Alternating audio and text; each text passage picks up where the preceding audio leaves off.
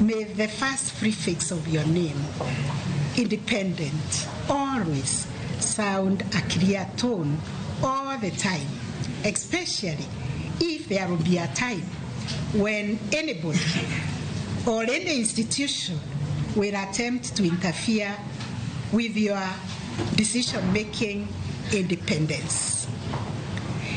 In this respect, I'm happy to share with you my own experience about my rear guard, which I call the shield and defender.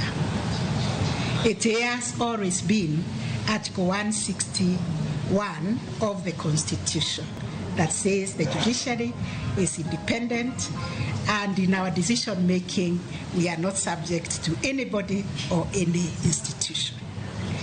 And anybody trying to interfere with our decision making, anybody who has sworn to defend the Constitution will obviously be attempting to violate their own oath of office and also the oath of office for the electoral commissioners.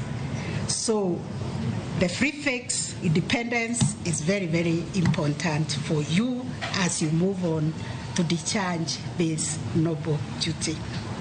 You must therefore ensure that every decision, every action, every process you preside over adhere strictly to constitutional principles of fair, free, transparent, and accountable elections. The law requires, and the people of Kenya demand, that the Commission be and be seen to be independent, impartial, neutral, efficient, and professional.